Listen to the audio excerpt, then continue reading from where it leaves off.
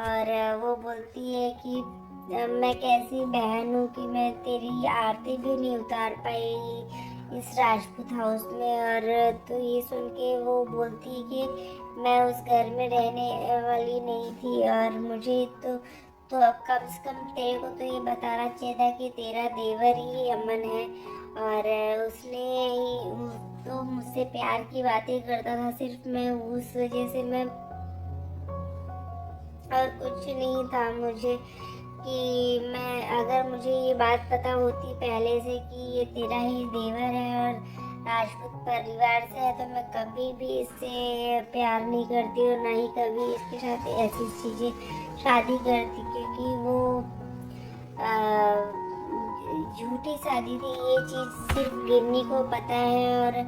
अमन को और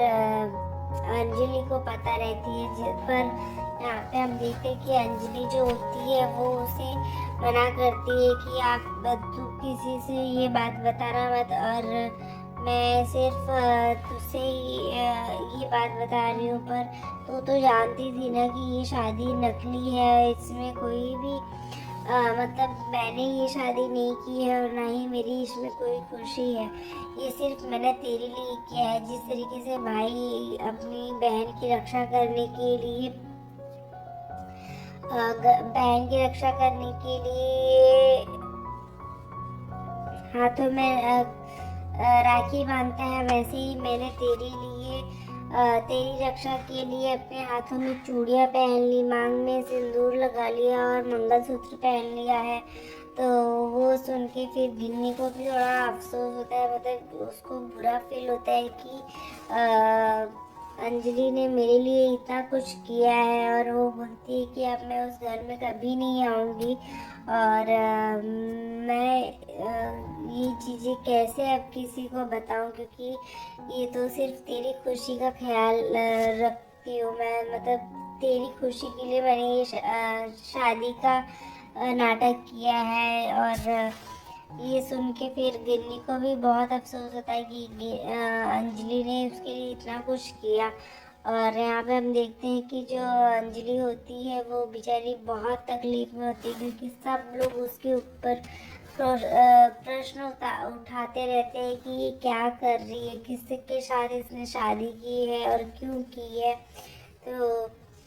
ये सुन के फिर अंजलि को बुरा भी लगता है, पर तभी वहाँ पे वो जैसे ही फोन रखते हैं वहाँ पे पद्मा आ जाती है। वो पूछती है कि दीदी आपने शादी कर ली है, आपने किससे शादी की, वो मतलब बार बार क्वेश्चन पूछती रहती है। यहाँ पे गिन्नी जो होती है वो भी ये सोचती रहती है कि अंजलि ने मेरे लिए ही सिर्फ ये सब चीज़ें किया है। वो अंजलि की बात को याद करती रहती कि उसने मेरे लिए अपने हाथ में चूड़ियां पहन ली है, ये झूठी शादी की है, क्योंकि ये बात अंजलि और गिन्नी दोनों को ही पता है कि ये शादी शादी नहीं है, ये रियल शादी नहीं है। और यहाँ पे हम देखते हैं कि जो अमन होता है वो भी अंजलि को ये बात बोलता रहता है कि सिर्फ तुम एक दिन के लिए एक शाम के लिए मेरी पत्नी बन जाओ और मेरे साथ में रहो, क्योंकि मुझे बहुत लोगों को बहुत कुछ सिखाना है और बहुत कुछ बताना है। तो ये समझ नहीं पाती है अंजलि, बस उसके प्यार के लिए और उसकी अच्छाई की वजह से वो उसके हेल्प करने के लिए, वो उसकी वाइफ बनने के लिए रेडी हो गई होती है एक शाम के लिए। और ये सुन के फिर जो अमन होता है वो भी मतलब वो अमन तो उसे साथ रहता है, पर अंजलि को ये बात पता नहीं थी कि वो चंद्रभान ठाकुर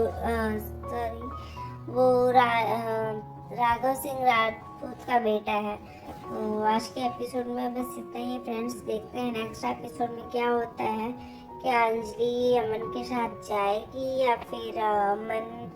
और अंजलि की शादी वापस सच में होगी या नहीं हो पाएगी। तो मिलते हैं नेक्स्ट एपिसोड में, तब तक के लिए bye bye, take care, Radhe Radhe.